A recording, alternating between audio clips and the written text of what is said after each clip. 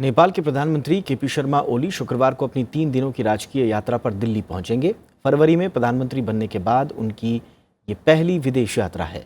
रणनीतिक रूप से अहम उनकी इस यात्रा के दौरान दोनों देशों के बीच विश्वास बहाली के व्यापक उपाय किए जाएंगे, जिससे हाल ही के दिनों में बनी आशंकाओं को दूर किया जा सके। नेपाल के प्रधानमंत्री केपी शर्मा ओली शनिवार को प्रधानमंत्री नरेंद्र मोदी के साथ शिखर वार्ता में शामिल होंगे। दोनों देशों के बीच विकास और विश्वास बहाली के लिए कई अहम समझौतों पर हस्ताक्षर होने की उम्मीद है। नेपाल के बुनियादी ढांचे के विकास, सड़क, रेल यातायात, ऊर्जा, शिक्षा, पर्यटन समेत कई क्षेत्रों में करार हो सकते हैं। विशेषज्ञों का मानना है कि नेपाल के विकास कार्यक्रमों में भारत को तेजी से मदद करनी चाहिए, जिससे वहां चीन को दखल देने का मौका न मिले।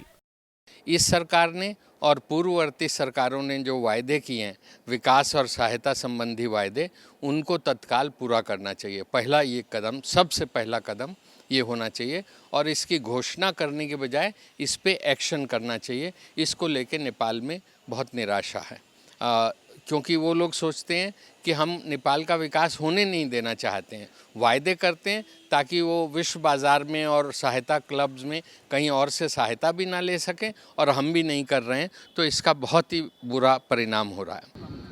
रणनीतिक फायदे के लिए नेपाल पर चीन की नज़र है, लेकिन प्रधानमंत्री का पद संभालने के बाद केपी शर्मा ओली का सबसे पहले भारत आना ये दिखाता है कि नेपाल अपने बारे में बनी आशंकाओं के बारे में भारत को आश्वस्त करना चाहता है। भारत को भी पड़ोसी देश के साथ संबंधों को राजनयिक से आगे ले जाकर राजनीतिक स्तर पर बढ़ाना चाहिए, जिससे दोनों देशों के रिश्तों में और मजबूती आ सके। अगर वो बदलेंगे और चीन के करीब एक तरफा ढंग से जाते हैं, भारत के विरोध में कोई षड्यंत्र का हिस्सा बनते हैं अंतर्राष्ट्रीय संबंध का, तो भारत को जितना नुकसान होगा उससे ज़्यादा नुकसान खुद नेपाल को होगा, और ओली जी इस बात को बखूबी समझते हैं। नेपाल में भारत की पहले से ही कई परियोजनाएं चल रही हैं। इसमें पंचेश्वर परियोजना और पोस्टल हाईवे खास हैं।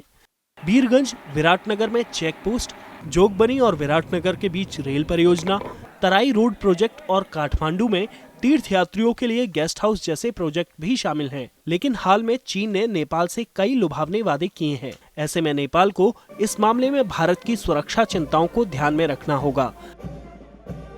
भारत और नेपाल के बीच खुली सीमा, एक समान संस्कृति और एक ही तरह की जनसंख्या होने के कारण ये न सिर्फ दो राष्ट्र हैं, बल्कि एक ही परिवार के सदस्य समझे जाते हैं।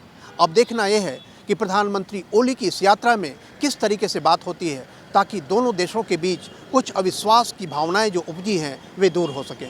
राज्यसभा टेलीविज़न के लिए कैमरा पर्सन मनोज के साथ दिल्ली से अखिलेश सुमन।